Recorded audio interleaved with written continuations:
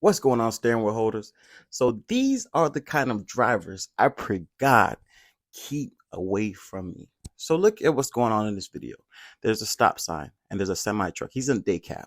Now this driver in that van is supposed to turn left, but they stopped, even though they're supposed to continue to go, but they stopped for that white car when they had a stop sign as well. So then they lose control because they thought the semi truck was going to hit them. But what's going on is the trucker has to make a wide turn in order to clear the curb.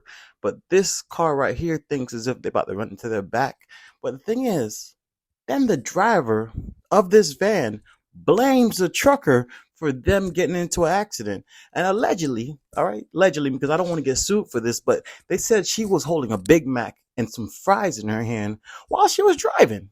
Now, I mean, I'm not saying that's the reason why she crashed, but she did drop it when she got into her accident. And the reason why the driver didn't continue going is because he saw that she put it in reverse. So he thought she was going to back up. And she didn't. She's stuck. So the whole thing is she is blaming him for her getting into an accident, but he's letting her know I have a camera right there and it's going to tell the truth. So she just told him to get out of here. And, that's just what it is. But it's good to have a dash camera. But let me know what you think in the comment section. Peace. Damn! What's going on, steering wheel holders? Check out this horrible accident that left a historical house damaged and a trucker with broken legs. All right? If you can see the pictures above, and it's real devastating to see. This home that was built in the 1800, was hit 3 times in the last 3 years. Now you may be wondering, wow, I wonder why this house is getting so much destruction. Why are vehicles running into it? Let me show you why. So I got this on Google, and there's a mountain that comes down here. But if you can see right here, there's a curve. That's a 90-degree curve. And if you're coming down at a decent speed, what happens is you probably lose control because you probably don't see the curve coming. They're going to curve right here. Now, naturally, probably what's going to happen is if you're speeding and you lose control, you're just going to fly right into the house, which is right here. It sucks to say, I think they should put up some poles here to help protect their property. They're waiting for the city, but you can't wait for the city to do anything until somebody dies. So sending prayers to this family and the trucker. Hopefully he's able to walk again. Hopefully this family can rebuild, and hopefully they fix this issue so that no one gets hurt and this doesn't happen again. Because I'm pretty sure they don't even have signs indicating this curve is around. So let me know what y'all think in the comments section. Peace. Let's treat this as a learning experience. What's going on, steering wheel holders? Let's talk about this story of this trucker driving into this wet concrete. Now, this happened in Pennsylvania, and this driver came across a construction sign of road closure and drove around it and ended up falling knees deep into this wet concrete. Now, I know people don't like to read books nowadays, okay? But that does not mean you should stop reading entirely, okay? As truckers, we're professional drivers. We are held to a higher standard.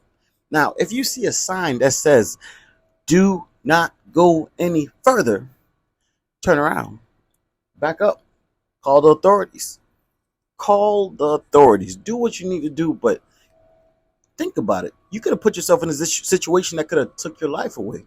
But instead, it just costs you tens of thousands of dollars to get this damage fixed. Now, this issue took around $90,000 to $100,000 to fix the issue, but that's not even it. Look at this. 5 hours later, there was a couple riding on this motorcycle, and they moved a sign to drive around. Now, they live in the local area, but it just seems as if people aren't thinking nowadays. If it says wet concrete and you just drive your ass up in there, you deserve everything you get. So this couple fell for it too. But let me know what you think in the comment section. Is this okay? This is an important conversation. What's going on, steering wheel holders? Let's talk about this story of this trucking company in Florida that was promising investors a certain kind of return on their money if they invested with them, and that dream has turned into a nightmare. Okay, you have investors that have invested over 100,000, 40,000, all kind of different numbers, and they were promised that they would go, the owner would go buy a truck and have that truck operating for them, and like I said, passive income. But we learned after this pandemic that people will scam you in trucking, people will scam you in real estate, people will scam you in crypto, people will scam you to buy their course, people will scam you. Okay, so we have to learn that if you're going to invest into a business, you have to have knowledge about that business. Okay, because people will steal your money. If you don't know and understand a business, do not invest your hard-earned money because you may not get your return. And I'm not saying there aren't people out there that you can trust, but you have to take your time and do the due diligence and really understand the market, because this guy he might not have scammed him. This could have been a situation of the market corrected at the wrong time while they got in at the height. And that's what happened to a lot of people. They got in at buying trucks at 100,000 that was worth 30,000. Freight rates that were really high, making 14,000 a week. Now they're making 5 to 7,000 a week. We have to understand market conditions change, but we have to understand that we got to learn about what we're investing in. But let me know what y'all think in the comment section.